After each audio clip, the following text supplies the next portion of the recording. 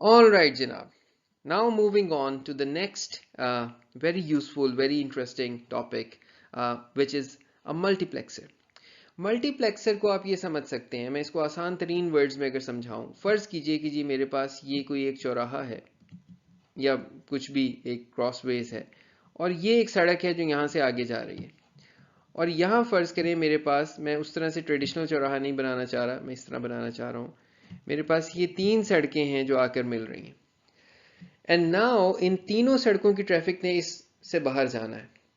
ठीक है, तो क्या करना चाहिए मुझे? वैसे तो हम अगर देखें, अगर आपकी और मेरी तरह के ड्राइवर हों तो कुछ ऐसा हाल होगा। ये एक चौराहा है और this is when the lights are not functioning, when the signals are not functioning, this is how we basically figure out कि इससे कैसे गुजरना है। लेकिन अब थोड़ा सा इसको महज़िब कर लेते हैं और इसको ऐसे नहीं हम गुजारते।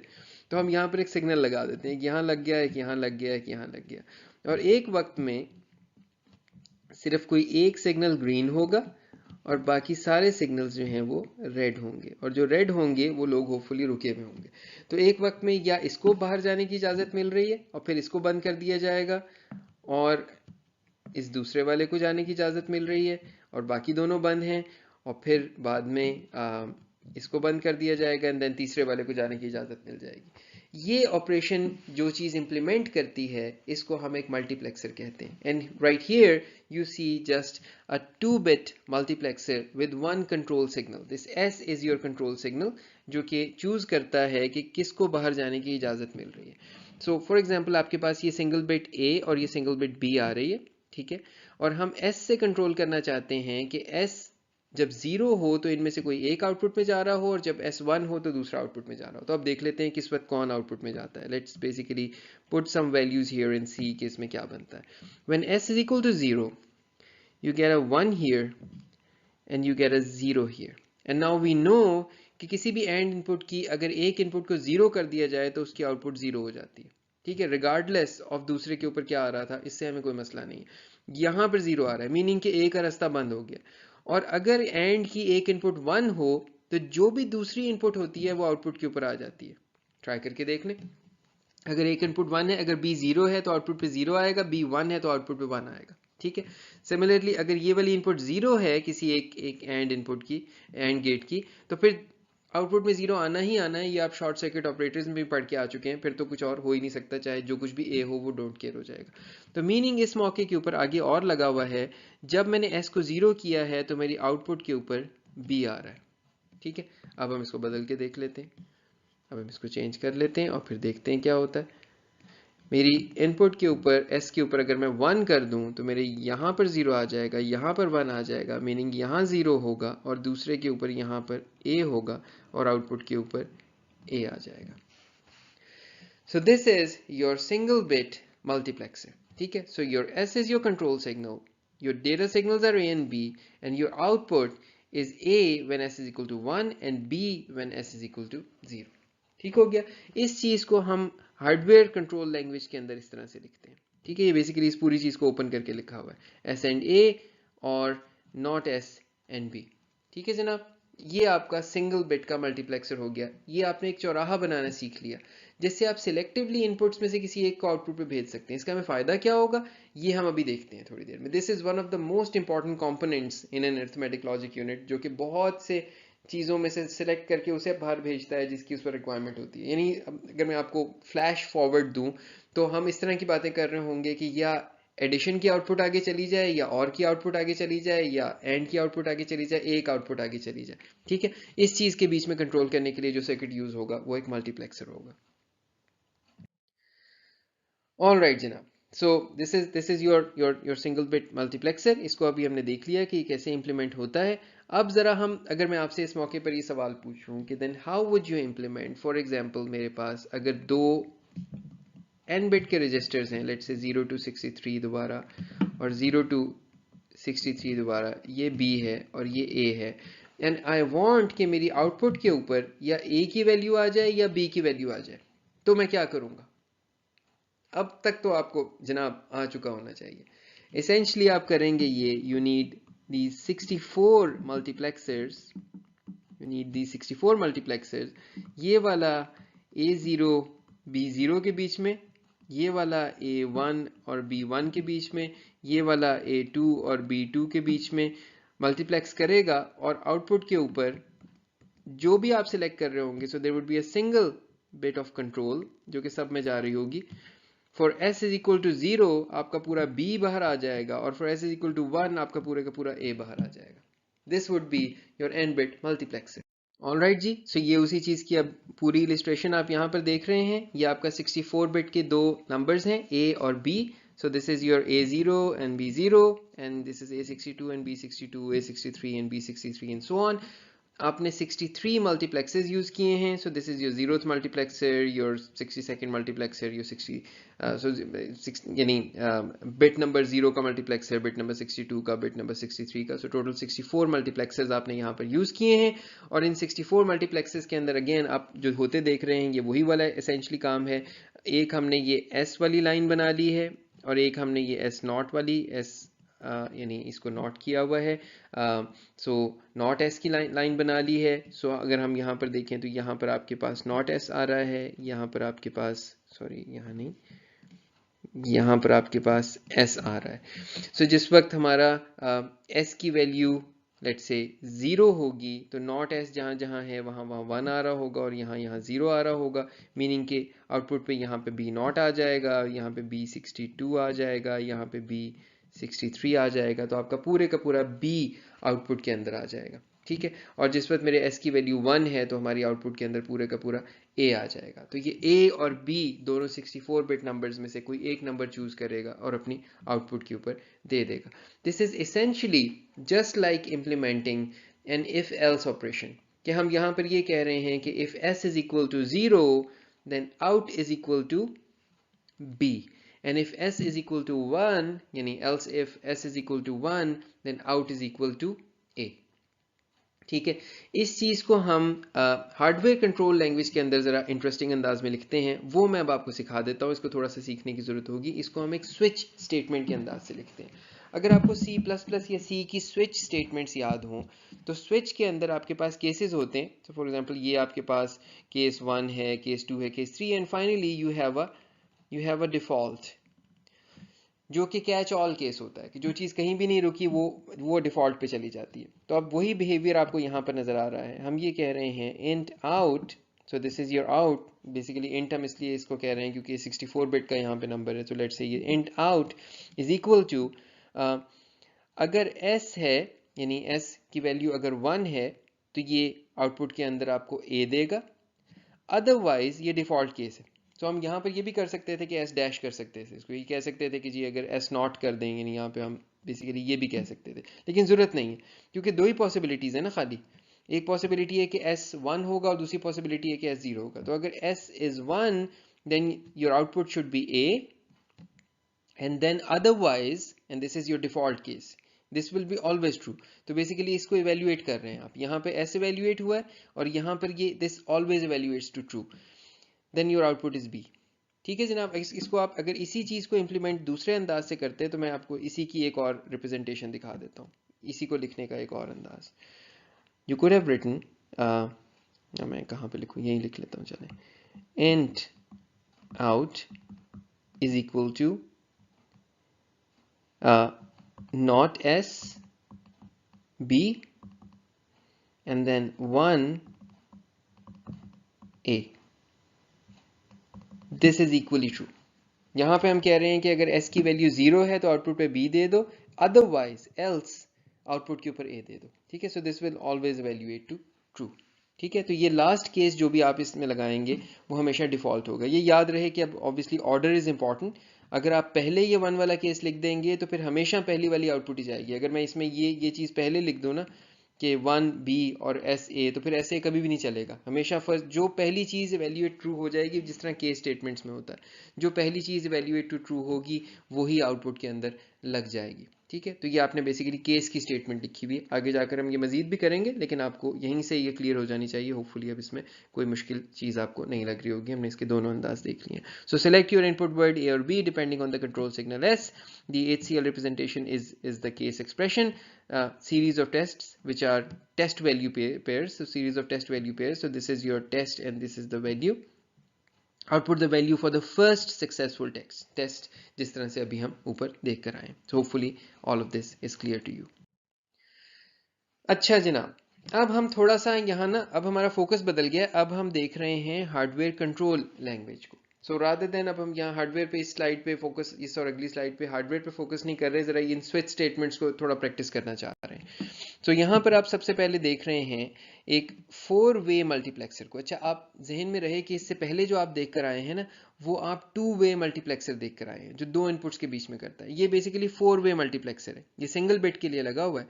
सिंगल बिट को यानी 4 इनपुट्स को, ये चौराहा जो है ये 4 इनपुट्स को आगे भेज रहा है। सो फॉर एग्जांपल अगर मैं आपसे ये कहूँ, ये किस तरह के कामों में यूज होगा, अगर मैं आपसे कहूँ मेरे पास एक है 64 बिट नंबर ए, एक है बी, एक है सी और एक है डी, 4 मेरे पास नंबर्स हैं, चारों 64 बिट नंबर्स हैं। so 0 to 63, 0 to 63, 0 to 63 and 0 to 63, और जो मेरी आउटपुट है उसमें एक ही नंबर आना है 0 to 63। तो अब आप एक ऐसा मल्टीप्लेक्सर्स के यहाँ पे सेट लगाएं जो कि इस मसले को डील कर सकता हो। तो अब आप क्या करेंगे, अब मसला ये है कि जो मल्टीप्लेक्सर यहाँ पे लगेगा उसकी आउटपुट, लेट से ये 0th मल्टीप्लेक्सर है, इसकी इनपुट के अंदर यहाँ पर मेरे पास D0, C0, B0 और A0 सब जा रहे होंगे, यानी I need 4 inputs here. 4 inputs जाएंगी तो इसकी आउटपुट बाहर निकलेगी। सो दिस इज एसेंशली इसको हम लिखा करते हैं 4x1 मल्टीप्लेक्सर। जो आपने इससे पहले सीखा था ना, जिसके अंदर 2 इनपुट्स थी और मल्टीप्लेक्सर दोनों में से एक को चूज कर रहा था, उसको हम 2x1 मल्टीप्लेक्सर कहते हैं, यानी जिसकी एक एस इनपुट होती है, एक सिलेक्शन इनपुट होती है और वो उनमें से चूज करता है कि कौन सी वाली ये आउटपुट में जानी है या ये आउटपुट में जानी है। ठीक है, तो जब 4 इनपुट्स होंगी, तो अब मैं अगर आपसे सवाल पूछूं कि इस 4 इनपुट वाले केस में जो आपका मल्टीप्लेक्सर होगा, जो इन 4 चीज़ों में से किसी एक को आउटपुट पे भेज रहा होगा, इस 4 इनपुट के केस में हमारी सिलेक्शन इनपुट्स कितनी होंगी। सो आई नीड टू से कि जी या ए आउटपुट पे चला जाए या बी चला जाए। मैं इसको स्मॉल लिख देता हूँ जस्ट टू डिफरेंशिएट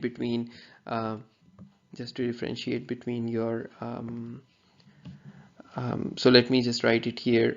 जो जिस अंदाज से यहाँ लिखा हुआ है मैं यही लिख देता हूँ, D0, D1, D2 and D3। तो अब आपने ये डिसाइड करना है, सिलेक्शन इनपुट ने बताना है या इसको चूज करो या इसको करो या इसको करो या इसको करो।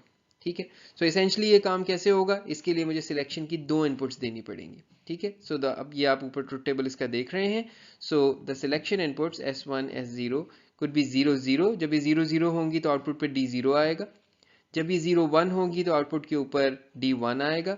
जब ये 1, 0 होंगी, सो बेसिकली ये कह रही है 0th input, first input, second input and third input, इनमें से इन चारों में से कोई एक वक्त में आउटपुट के ऊपर आ रही है। सो ये multiplexers, so you can have a 2x1 multiplexer, you could have a 4x1 multiplexer, you could have an 8x1 multiplexer, you could have a 16x1 multiplexer, you could have 256x1 multiplexer। ये 2 की powers में चलते हैं just because आपकी selection inputs जिस तरह से बनी हुई होती हैं, ये सिलेक्शन इनपुट्स चूज करती हैं कि कौन सी डेटा इनपुट जो है वो आउटपुट के ऊपर जानी है।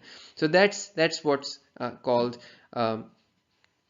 a 4-way multiplexer या a 4x1 multiplexer। I hope this is clear और I hope कि इसमें कोई चीज़ आपको अब confusing नहीं लग रही होगी इस concept के अंदर, the concept of a multiplexer। अच्छा, अब इस 4x1 multiplex, अच्छा बाय द वे अगर आप थोड़ा इस बात के ऊपर सोच रहे हो कि इसका हार्डवेयर कैसे बनेगा, चलें मैं चंद सेकंड इस पे भी लगा लेता हूँ। I don't want you to remain confused on any aspect of this, कि इसके अंदर कोई भी चीज़ आपको तंग करती रहे जब हम इसको पढ़ चुके हों। So let me implement for you this one stage of a 4x1 multiplexer. So ये 4x1 मल्टीप्लेक्सर है, लेट्स अज्यूम मेरी ये इनपुट्स हैं। सो this is my D3, D2, D1 and D0। ठीक है, ये मेरी आउटपुट्स हैं जिसमें से निकल रही हैं और इन सारी की सारी आउटपुट्स को मैं कन्वर्ज करा दूंगा एक और गेट के अंदर और ये मेरी आउटपुट बन जाएगी। Now I just need to figure out कि इसकी सिलेक्शन इनपुट्स कैसे लगनी है। सो लेट्स अज्यूम मेरे पास ये S1 है और ये मेरे पास S0 है। So now I want to say कि जब भी ये दोनों 0 0 होंगे तो डी नॉट को यहाँ पे आना चाहिए।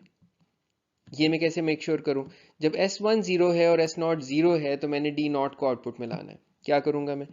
I'll basically just put a NOT gate here and a NOT gate here and I'll take from, मैं इसको अलग अलग ड्रॉ कर देता हूं ताकि आपको समझने में और ये पूरे के पूरे सर्किट में खिचड़ी ना पक जाए। सो ये मेरा सर्किट बन गया डी नॉट को आगे पहुंचाने का। D1 के केस में मैं उस वक्त आगे ले जाना चाहता हूं जब S0 1 है, सो मैं S0 को सिंपली यहां जोड़ दूंगा, और जब S1 0 है इसको यहां जोड़ दूंगा। बेसिकली ये आप ऊपर से ही तारें आती हुई देख रहे हैं, लेकिन सिर्फ मैं अलग अलग इसलिए सिंबल्स लिख रहा हूं कि खिचड़ी ना पके इस सर्किट के अंदर। अच्छा जनाब, एंड देन D2 किस वक्त आउटपुट पे जाना चाहिए? जिस वक्त मेरा S1 1 है, यानी S1 डायरेक्टली लगा हुआ है और S0 इस तरह से लगा हुआ है। एंड देन D3 कब जाना चाहिए? जब दोनों के दोनों ये 1 है। सो दिस इज माई, इसमें से रिडंडेंट चीजें मैं खत्म कर दूं। सो this is my 4x1, this is a 4x1 multiplexer. अब आपको मल्टीप्लेक्सर समझ में आ गया? अगर यही 8x1 होता तो यहाँ पर S1 S0 के साथ एक S2 भी लगा हुआ होता, तो S2 S1 S0 होते, और इसी तरह से ये पूरे का पूरा लॉजिक चल रहा होता कि कौन सी वाली इनपुट जो है वो आउटपुट के ऊपर आनी है। ठीक है जी, क्लियर? एवरीथिंग इज, अभी तक सब कुछ आप मुतमईन है, कोई मसला मसाइल तो नहीं है? अब जरा इसकी हार्डवेयर कंट्रोल लैंग्वेज को देख लेते हैं कि इसकी HCL क्या होगी। अब वो स्विच स्टेटमेंट की तरफ अपना दिमाग वापस ले आइए और अब जरा देखते हैं कि इसकी हार्डवेयर कंट्रोल लैंग्वेज क्या बन रही है। हम इसको लिख रहे हैं और जिस तरह से हमने ये नीचे बना भी लिया है तो होपफुली अब आपको इसमें कोई फर्दर कंफ्यूजन नहीं है। हम ये कह रहे हैं कि जिस वक्त ये दोनों के दोनों, यानी ये वाला केस, जब ये दोनों के दोनों 0 हों तो आउटपुट पे डी नॉट लिखना है। अगर दोनों के दोनों 0 हैं तो ये वाली चीज़ ट्रू हो जाएगी। अगर ये वाली चीज़ ट्रू नहीं हुई है और आउटपुट पे ये D0 नहीं आया है तो दैट मीन्स कि दोनों 0 नहीं है। ठीक है, तो अब आप कह रहे हैं क्या S1 0 है? देखें, दोनों 0 नहीं है।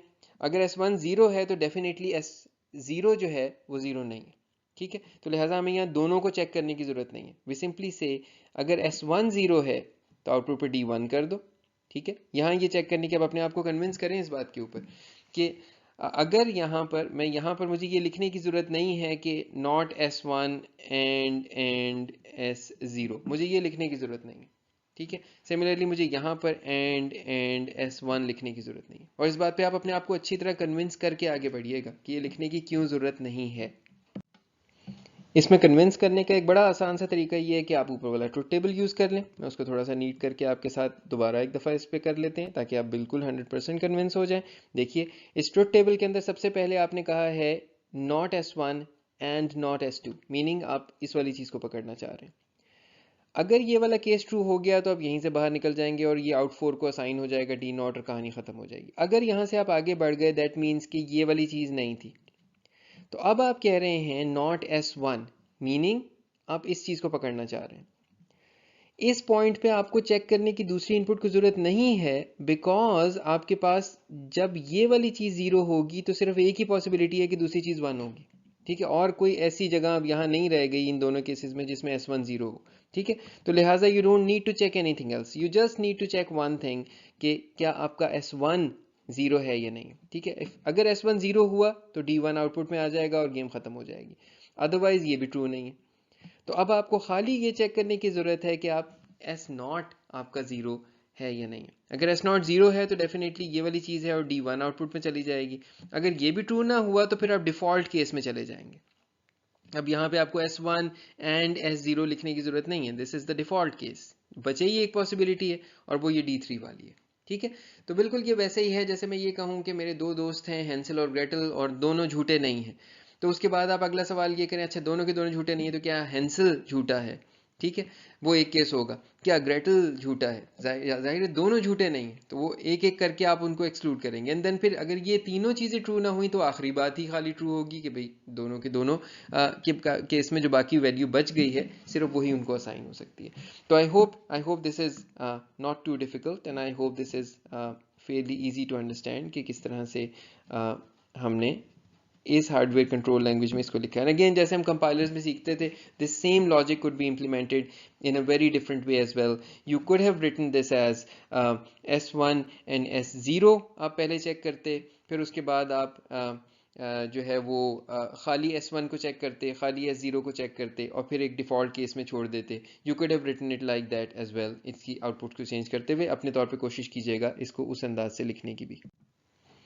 बल्कि खैर ये कहने के बाद मेरे जहन में आ रहा है कि आप में से अगर कोई अभी भी कंफ्यूज हुआ तो वो ये सोचेगा कि खुद से कैसे लिखें, तो चलें मैं इसको एक दफ़ा लिख भी दूं. वो अंदाज इसका होगा int out4 is equal to and you say s1 and s0 would give you sorry, it's going to give you d3 and then you have just s0. आप दोनों अंदाज से चल सकते हैं लेकिन चले मैं पहले s0 से चला जाता हूँ. s0 would give you d2 sorry D बल्कि नहीं, मुझे दूसरी तरह लिखना चाहिए था अगर मैं तरतीब से लिखना चाहूँ, just for the sake of it being nice and aligned. तो मैंने सबसे पहले आखिरी लिखा है तो मुझे d2 करना चाहिए, दैट मीन्स s1 d2. ठीक है, मैं इस वाले को देख रहा हूँ, s1 d2 and then s0 d1 and then 1 d0 and then you have this. So this is the other way of writing the same function. ठीक है, ये इस तरह से भी ठीक है, ये उस तरह से भी ठीक था जिस तरह से हमने पहले लिखा है. तो ये इस दोनों अंदाज से आप इसको लिख सकते हैं and it's fine if you define it either of these two ways. ये एक और एग्जाम्पल है. अगेन यहाँ फोकस हार्डवेयर के ऊपर नहीं है, फोकस इस चीज़ के ऊपर है कि हम यहाँ पे हार्डवेयर कंट्रोल लैंग्वेज में कैसे लिखते हैं. So let's assume this is a circuit, और अब इस बात की बिल्कुल परवाह न करें कि सर्किट के अंदर है क्या. So this is a circuit that basically chooses the minimum of 3 numbers A, B and C. So you are just choosing the minimum of 3 numbers A, B and C. इनमें से आपने min निकालना है. ठीक है, सो आउटपुट को assign करना है द मिनिमम. अब स्विच स्टेटमेंट किस तरह से लिखी जाएगी. आप ये कहेंगे क्या पॉसिबिलिटीज हो सकती हैं. If A is less than B and A is less than C, then the minimum is A. A अगर A B से भी छोटा है और C से भी छोटा है तो minimum A है. If B is less than A and B is less than C, then the minimum is B. B अगर दोनों से छोटा है तो B minimum है. अदरवाइज तीसरी को चेक करने की जरूरत नहीं है, फिर डेफिनेटली C ही मिनिमम है. तीन ही पॉसिबिलिटीज हो सकती है ना, तीन ही नंबर्स हैं. अगर A सबसे छोटा नहीं और B सबसे छोटा नहीं है तो फिर C सबसे छोटा है.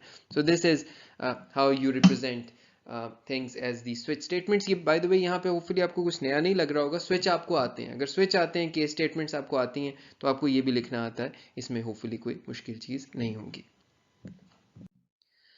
अच्छा जनाब, now we are reaching quite the end of this discussion on combinational logic.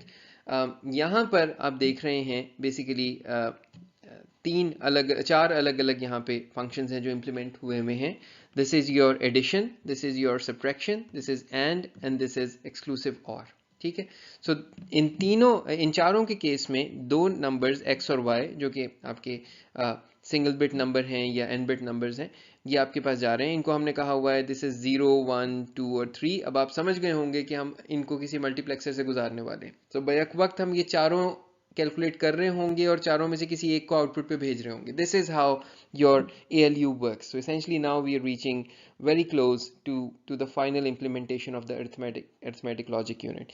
सो यहाँ पर हम सिंपली ये देख रहे हैं कि हमारे ALU के अंदर ये x और y दोनों इनपुट्स हैं. ये x प्लस y आ रहा है, ये x माइनस y आ रहा है, x एंड y आ रहा है, x एक्सक्लूसिव और y आ रहा है, और जो भी फ्लैग्स हैं वो प्रॉपरली सेट हो रहे हैं इसकी आउटपुट के ऊपर. ठीक है, so your combinational logic is continuously responding to the inputs and these things are always available. ठीक है, and your control signal just selects the function कि इनमें से कौन सी चीज आउटपुट पे जाएगी. so हम एक मल्टीप्लेक्सर लगा देंगे जिसकी इनपुट्स S1 S0 जब 0 होंगी तो ये आउटपुट पे चला जाएगा, जब 1 होंगी तो ये आउटपुट पे चला जाएगा, जब 2 होंगी तो ये आउटपुट पे चला जाएगा, और जब 3 होंगी तो ये आउटपुट पे चला जाएगा.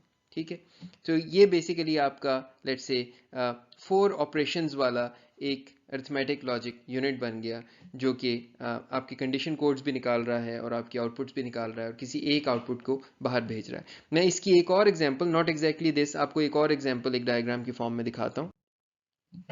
So here is the implementation of a 4-bit arithmetic logic unit. सबसे पहले इस चीज़ को देखिए, यहाँ पर आप देख सकते हैं कि मेरे पास ये एक मल्टीप्लेक्सर है. इट्स अ 4x1 मक्स, जो अभी हम देख कर आए हैं 4x1 मक्स, उसकी पूरी इंप्लीमेंटेशन देख कर आए हैं.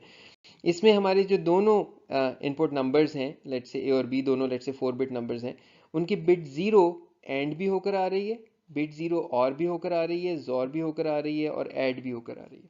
ठीक है, ये सारी चीज़ें यहाँ तक पहुँची हुई हैं. अब हम सिलेक्ट कर रहे हैं कि आउटपुट में क्या जाना है. सो जब आपने इसको 4-बिट नंबर पे इंप्लीमेंट किया, सो ये दो 4-बिट नंबर्स हैं. सो इन दो 4-बिट नंबर्स के अंदर ये सिलेक्शन ये इंडिकेट कर रही है कि आउटपुट के ऊपर ए एंड भी आना है, ए और भी आना है, ए जोर भी आना है, या ए एंड भी आना है. सो दिस F3 से F0 की जो आउटपुट है ये डिक्टेट हो रही है यहाँ से. सो this is how you use your multiplexer.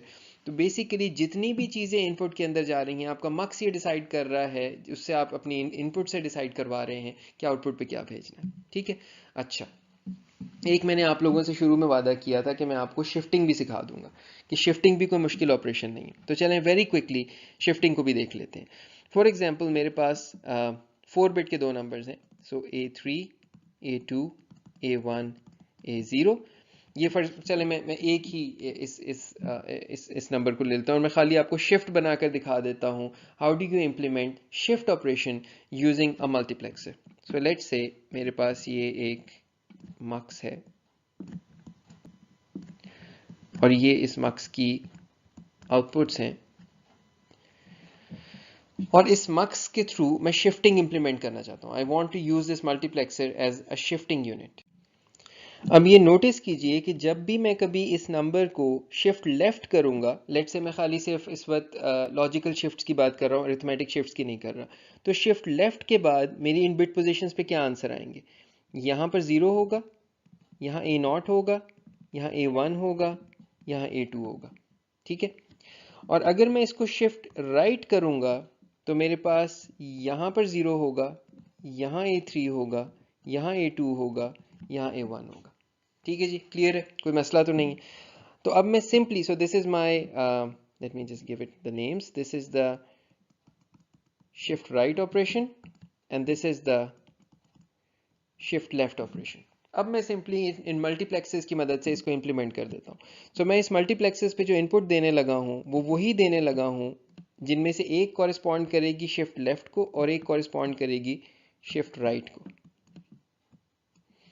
So let's say shift left के केस के अंदर जो मेरी मोस्ट सिग्निफिकेंट आउटपुट है, लेट्स से मेरी जो आउटपुट्स हैं मैं इनको कह देता हूँ F0, F1, F2 and F3. सो अगर मैं यहाँ ऊपर से देखूँ, this is the F3 position, this is the F2 position, this is the F1 position and this is the F0 position. F3 position के ऊपर शिफ्ट लेफ्ट के केस में मेरे पास क्या आ रहा है, A2, A1, A0 and 0.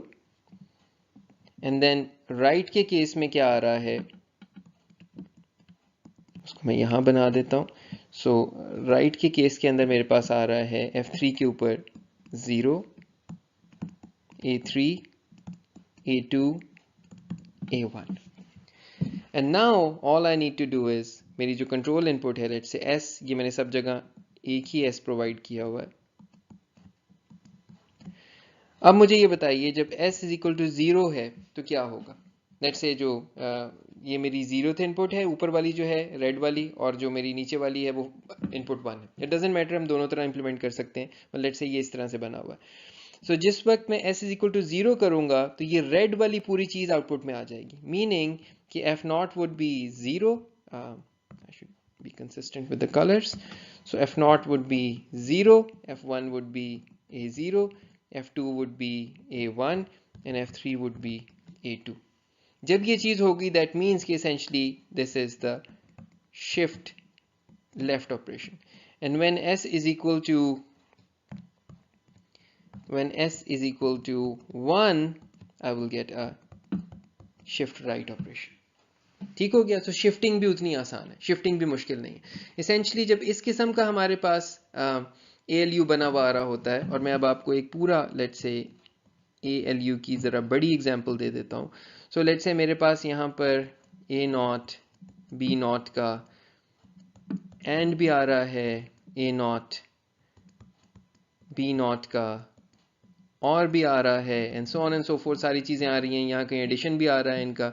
और सिमिलरली यहाँ पर जिस तरह से मैंने ये इंप्लीमेंट किया है कि A0 की पोजीशन के ऊपर, ये नॉट वाली पोजीशन थी ना, तो नॉट की पोजीशन के ऊपर यहाँ पर मैंने A1 भी प्रोवाइड किया हुआ है और यहाँ पर मैंने 0 भी प्रोवाइड किया हुआ है। तो इन्हीं में से दो इनपुट जो है वो शिफ्टिंग के लिए यूज़ हो रही हैं, ठीक है। And then so on and so forth, जितने भी मैंने ऑपरेशन देने हैं। और ये आपकी जो सिलेक्शंस यहाँ पे होंगी, ये सिलेक्ट करेंगी कि ये आउटपुट में जाना है, ये जाना है, ये जाना है, ये जाना है, इनमें से कौन सी चीज़ आपकी इस सिंगल बिट की आउटपुट के ऊपर जानी है, which is your F0। And then similarly you will have another of these units for one first bit, second bit, third bit, all the way for whatever n number of bits you have. So this is going to give you your n bit arithmetic logic shift unit, जो भी चीज़ आप यहाँ पर बनाना चाह रहे हो.